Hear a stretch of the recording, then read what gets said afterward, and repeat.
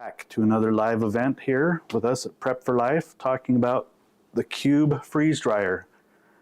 Today we're talking about holiday foods, whether you're preparing them ahead of the event or preparing them to take to an event, or maybe it's just the leftovers that you're trying to take care of after the event, or perhaps there's some kind of candy that you're trying to freeze dry to make unique to take to your event. We all have these parties coming up, and we know that there's a lot of work. So we're going to talk a little bit about preparing some foods and meals that you can have ready to go, and all you have to do is rehydrate them and maybe reheat the day of, rather than have to cook all of those things the day that all of your family is coming in. Or maybe you just want to show up to your family's house with a jar and say, okay, here's my contribution. And they're all going to look at you really weird, and you're going to come out with this masterpiece. So today we chose to highlight two things. We're going to start with potatoes. For example, I'm going to show you here. We've got potatoes that were already cooked and in chunks. These are frozen, ready to go in the freeze dryer.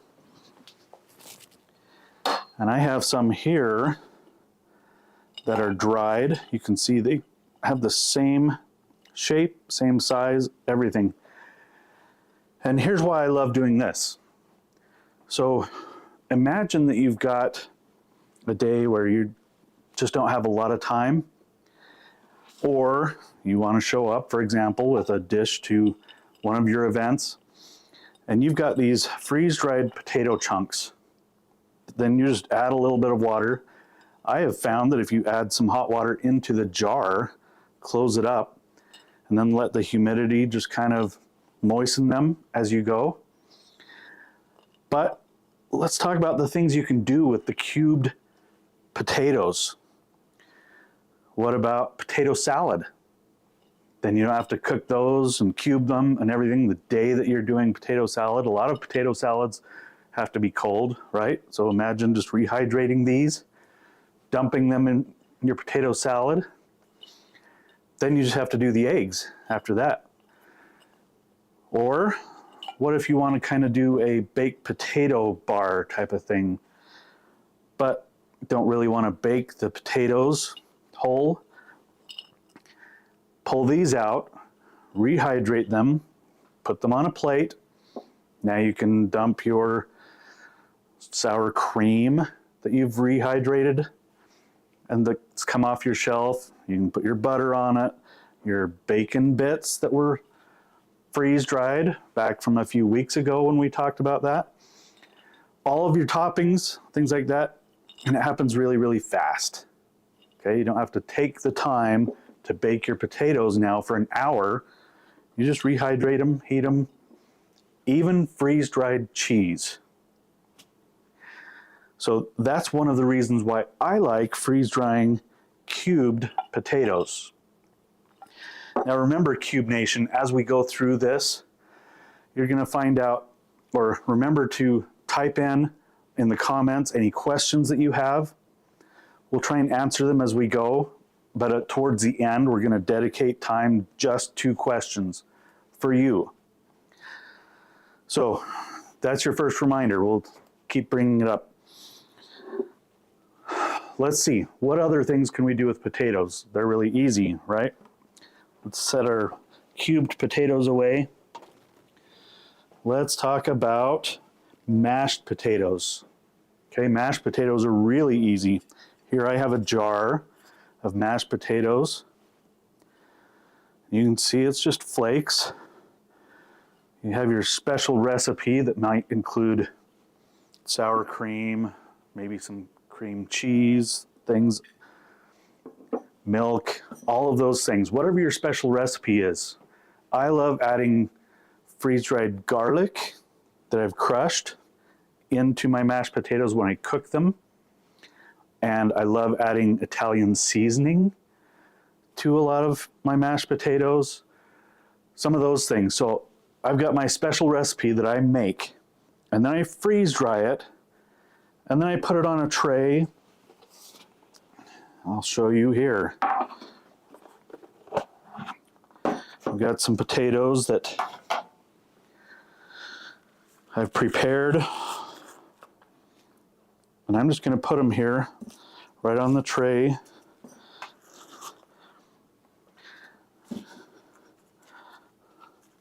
Just spread them out like this. Now, it's really tempting, especially with potatoes, to do something like this, where you've just got a pile of potatoes sitting on top of your tray. Hopefully it fits in your shelf. If not, maybe you squish it down just a little bit. I would caution you not to do that. Spread them out, keep everything below the top level of the tray if possible. And remember that 2 small batches will often freeze dry faster than 1 large batch. Because we've talked about in the past how you can put too much food on there and then you end up with so much ice. Regardless of the freeze dryer brand you have, the issues are all still the same.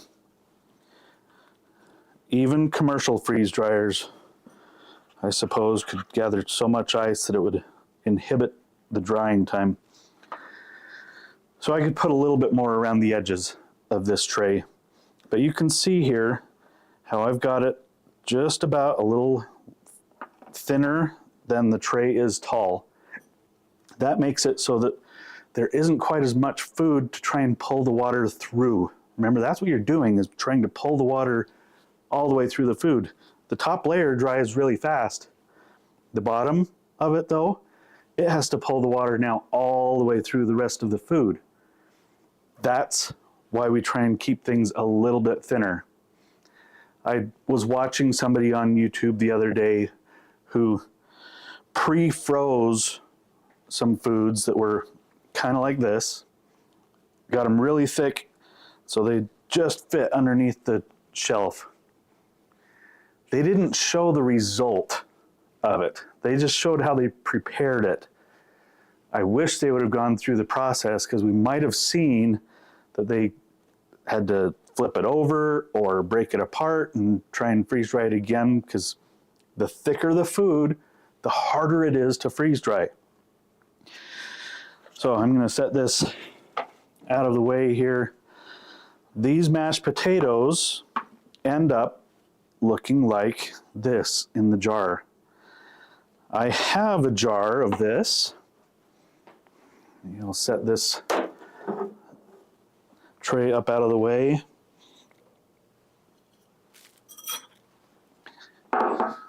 Here I have some just open. I'm going to show you how easy it is to do mashed potatoes. These are just the flakes that come out of it. And all I really did to break this up was to put it in a Ziploc bag and pound it. Or some people will take a rolling pin, roll over it. Or you can just break it apart in a bowl with a masher or a ladle or something, break it apart so it's small like this. I have some water that was boiling not too long ago.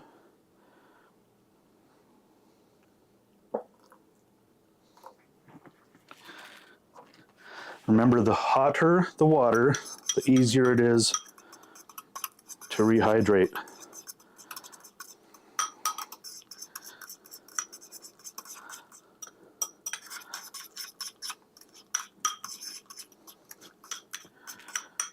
And if it isn't quite the consistency that you hoped for, add a little more water or add a little more of your dried potatoes. I like my potatoes thick because ever since I was a kid, I wanted to make a dam out of my potatoes so I could put the gravy in, right? Nobody really likes the potatoes that run all over the plate. So I like to make it thick So I have a place for my gravy to sit inside. Now, if I show up to family members with a jar like this and say, okay, I'm here for my mashed potatoes, I can only imagine some of my family members are going to look at me and think, why did we even bother asking him to bring food? Well, a few minutes later, I have my special recipe of mashed potatoes, and they're all going to love it. If I need to, I can throw this in the oven, right? But this was boiling water, and it's almost too warm for me to touch the bottom of the bowl. So that's how warm the potatoes still are, because the water was boiling. All right, let me set this out of the way. So remember, write in to us, ask us, or tell us about how you do potatoes. There are so many different ways to do potatoes in a freeze dryer. It's really easy. Hash browns, they're a great thing to do. Breakfast skillet with hash browns, you rehydrate that. Some of you may have seen videos in the past where I've been out in the middle of the winter on the tailgate of my truck, just rehydrating hash browns with some eggs in it. They are so easy to use. So I'm getting notice here.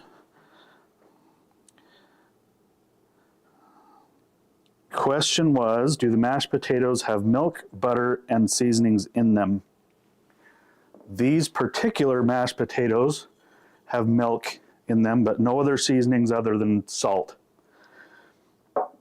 And that was kind of due to time. We were trying to hurry and get them ready. But I will tell you that when I make mashed potatoes, I will typically do about 10 potatoes, if I'm doing it for a big group, 10 large potatoes, and I will put a quarter of a cube of butter in there and a quarter to a third of a cup of milk, sometimes a little bit more. But then I also add some sour cream powder up to like 1/8 of a cup, and just a little bit of water to do that. And then I'll add Italian seasoning to it and garlic. And that's my special recipe, by the way. Don't tell anybody. It's our family secret. So if I find it on the internet, oh, it probably already is. Anyway, so this recipe, particular for this demonstration, didn't have all those things. My recipe does, and so unfortunately, this one is kind of bland. However, you can put herbs and things in the dry powder later and just mix it in. Even freeze-dried garlic, just mix that in to the already dried powder. And then as it reconstitutes, because it's all reconstituting together, just like we saw with our cracked chicken chili a few times ago, as it rehydrates together, it assimilates all the flavors together just like it would have if you'd have made it originally. In fact, probably better. Since that time, just as a note here, my family has made that same cracked chicken chili that's on our website. We've made it with just fresh ingredients instead of freeze-dried. We didn't like it as well. Surprisingly, the flavor was more muted. So from now on, when we do that recipe, it's all freeze-dried ingredients. The same happens with things like the potatoes. So now let's talk about stuffing. Okay, another great comfort food. As you can imagine, I love my comfort foods. We all do, right? So on our website, let's talk about this right now. We have on our website a section of blogs. Okay, one of them is recipes, and we're going to show them to you now how to get there. You just go to our website, p4lfood.com, click on Cubenation, and below that there's a section for recipes, a section for news, and some other things. And we're just going to keep building that out, trying to give you ideas on how to use your cube. One of the recipes in this case happens to be stuffing. Okay, we put it on there a little bit ago. I have since modified it because I don't like to just do what's on the paper. So I've modified it and made it my own. I'll show you a picture here of it coming out baked. I had this the other day, baked it as I was preparing for this event. And some of my family members were sitting in the next room when it came out of the oven baked, just like this. I pulled some out on a plate, started eating it. All of a sudden, my family members in the other room were like, "What is going on?" Because I was making sounds like, "Oh, wow, this is amazing." And suddenly they had to come try it as well. Well, I dried all of it, just like this. Let's see if you can see it here in the camera. So you can see how nice it looks with the cranberries and everything. I added a few more herbs to it than were in the original recipe. I've since updated it on the Cubenation blog. So it now has my adjusted recipe on there. So to try it, I decided to rehydrate, and I did this yesterday.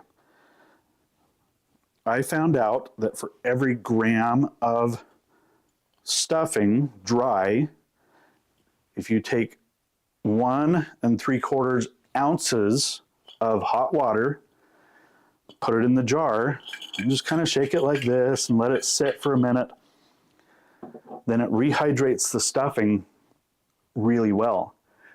After that, I was able to put it back in the oven at 350 degrees to kind of crisp it up, because I like it crispy, and reheat it. It was in there 10, 15 minutes at the most.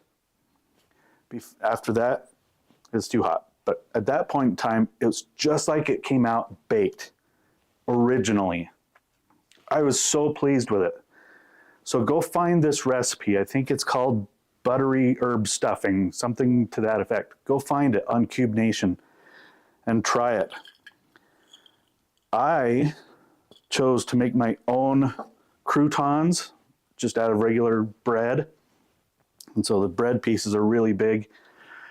I haven't tried it with gravy yet, but in the coming weeks when I have gravy at my house from the events, Thanksgiving coming up, I am going to do it. And I can only imagine what it would be like to just put this dry on my plate and rehydrate it with the gravy. If I get a chance, I'll report back. But if you do it, let us know. How was it? Gravy is one of those things that you can freeze dry as well, as long as you skim a lot of the oils and fats off of it first. The stuff that you get out of the drippings from the turkey and things, take a lot of the fat off, skim it off like you normally would. That makes it freeze dry better. Otherwise, if you're using brown gravy mixes, use that too. So, stuffing was one of the things that I was most excited about trying to do. And I learned that I actually like eating it just like this. The flavors of the stuffing dry, the cranberries, the garlic that's in there, the sage and rosemary, all those flavors are so intense in the dried stuffing that I think I'll probably just eat it like this as a snack. So remember, if you have any questions or comments along the way, please send them in. We're watching and paying attention so that we can answer the questions for you. Let's talk about turkey. Okay, what do you do with the leftover turkey? Most of the time it ends up in the refrigerator and we eat it for a couple of days. We'll put it on a sandwich with cranberry sauce. We'll do whatever with it. 3 days later, we're finally done. right? We've had enough turkey.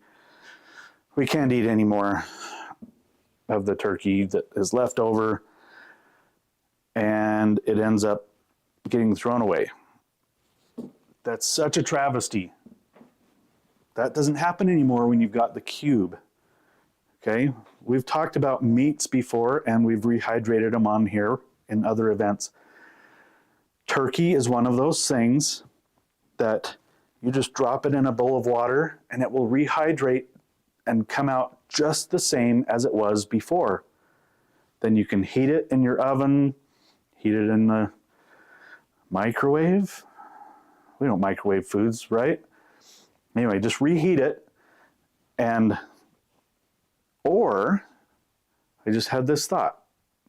Next time I make a grilled cheese, I may just slightly rehydrate the turkey, put it on my grilled cheese with my freeze-dried tomato, and have it all rehydrate together from the cheese.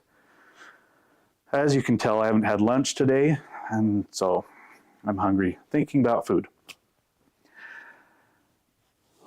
What else can we do with our holiday food? Again, it's endless, right? I went to the store as I was preparing to make this stuffing because I decided to add cranberries to it.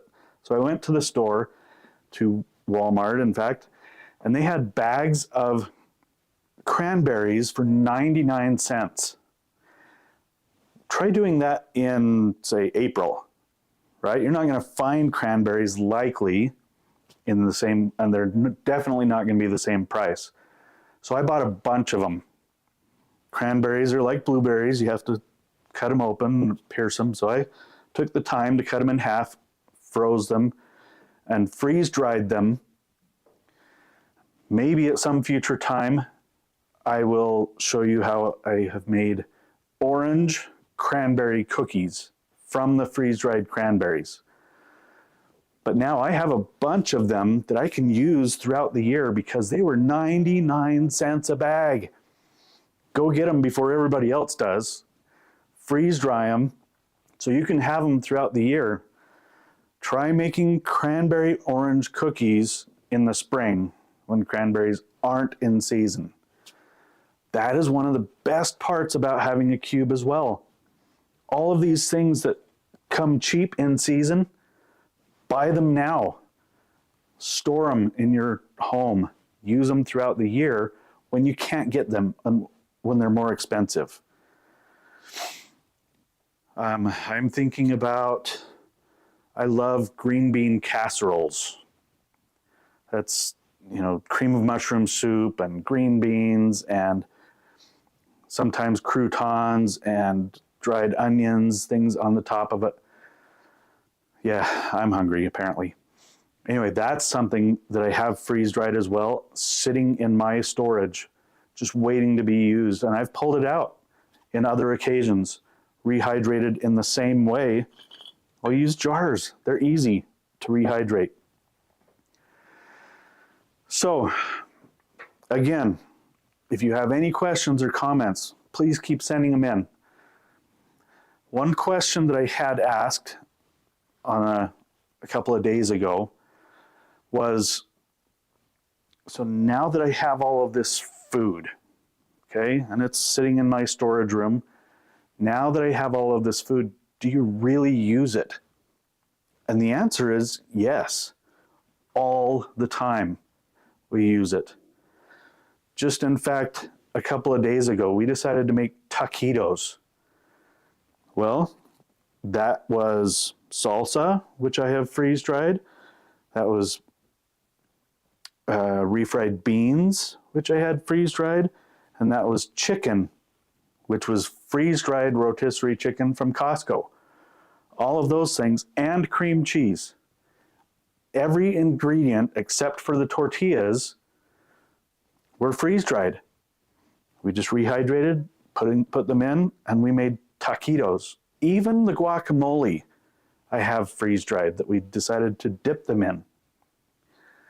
So those are the kinds of meals that we have at our house, and you can too. Right now, we have a deal going on, Black Friday. So if you go to our website now, you're going to see right at the top there, image showing Black Friday deals. The cube starting at $26.95. Tell your friends and neighbors, guys, because the cube has never been at that price. Black Friday deals now through the end of November. It's never been there. You can go on there and see the Cube Select for $26.95. And the accessories, while prices haven't all been changed exactly right now, they are. They're going to be in the next day or two. Some of them 25, most of them 25% off. So all those things you've been waiting to add to your Cube experience, now's the time to get them during Black Friday so that you can then turn around and make your stuffing. You probably have a recipe that has been passed down through your family. Share it with us if you want. We love to hear about the things that you're making so that we can do it in our own homes as well. Now, to help with this, because we know a freeze dryer is not the cheapest thing out there, we've tried to add as many financing options and ways to pay as possible. So one of the things we've added recently is a layaway option. Those who have taken advantage of this have seen that you can go on our website when you reach checkout and you choose lay-by as your option. You'll see that it's very customizable to whatever works for your budget. You get to choose the amount that is going to be put down as a deposit. You get to choose how long it is, up to a year, that you get to spread out the payments so that you can figure out how to get the cube in your home on your budget. We decided and we worked hard to put this together so that it's easier for you to swallow, as it were, getting the cube in your home. So go take a look at it. Figure out how to customize a payment plan that works for you. And get freeze drying now so that you have all of the foods that you need for your holiday adventures. We like to say that our meals in our homes are all cubed because we use the cube a lot. Whether we're creating ingredients or whole meals or just snacks. So make sure you go check it out at our website. Find out about it. All right. Let's see if we have any other questions here.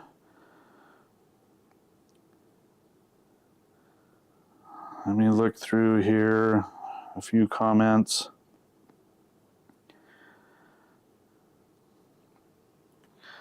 One thing that has come up here is, as we've been talking to people, and this is a question here, now that you have all this food as well, you have to have water stored to use it, right? Well, just remember, most of the time, you're wanting water that's hot. So filter your water if you need to. If you're in an emergency situation, make sure you have a filter around, but you're gonna boil the water to put it in here anyway. So boil out the impurities. Don't worry so much. As long as you've got the water stored, you can use all of this food, right? There's a friend of mine that decided to go help in environments where there was natural disasters, hurricanes, earthquakes. So they went and volunteered with FEMA, okay? And one of the things that they figured out, number one, is that they could take a lot of food in a suitcase or a bin, and it was really light. And foods that they wanted to eat, not the foods that FEMA brought in for everybody. And they were able to use the water that was provided by FEMA heated up on a little stove, and all of a sudden they had roast and potatoes. Everybody around them was really jealous because they were eating peanut butter sandwiches. And my friend, in fact, was eating roast and potatoes. I think she told me that she also took some pork tenderloin that she had done. And all of a sudden, everybody around her were saying, "How did you get this food? Where did you get it? Where can I get some?" She let him taste it, but obviously she had food that she had prepared years before to use. So, here as we wrap up, remember, the cube is great for emergency situations, right? Creating your emergency food. Everybody knows that. It's great for taking care of your excessive potatoes that you grew, or the strawberries all over your vines, or the apples that are coming on and now are starting to rot because we're coming to the end of the season. All of those things, right? But don't forget the ingredients to some of these things, okay? If you're really in an emergency situation and you have reached a point where the stores are not stocking their foods very well. I mean, we saw a lot of this during COVID, right? We see it when we have an egg scare, which we had just a few weeks ago. I wasn't worried about it because I have almost 25 dozen eggs freeze-dried. So we didn't worry about it. Potatoes, things that are really easy to use. But also meal preparation, okay? Show up to your family's event with a jar of potatoes. Show up to your family's event with a jar of stuffing. Show up to a family event with a jar of turkey and see what they do. Then try and compare the turkey that you rehydrate to the one that they just pulled out of their oven and they honestly kind of overcooked, right? So it's a little dry.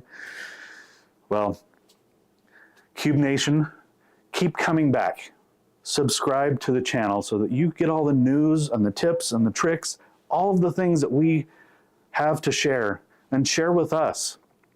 We want to cube all of our food together with you. We want to share all of the information that we've gathered, all the experience we have with freeze drying, and share it with you, share it back with us. I love hearing stories about some of the things that you guys are freeze drying. I go home and try it if I haven't already. I learned about a pretty fun treat that somebody did with mangoes and pears that they freeze dried, that they just went and got from Costco. And they kind of mix it all together and put it in a gelatin dessert, and then they freeze dried it. And it ends up in these little squares that they just sit and eat. Kind of like, I don't even know what to tell you what it's like. Jell-O freeze dried with these fruit pieces in it is so much better than the Jell-O dessert that you find, you know, with cream cheese over the top and carrots in it. And I won't go into all that. We're in Utah. We love our Jell-O. Okay, Cube Nation, thanks for watching again.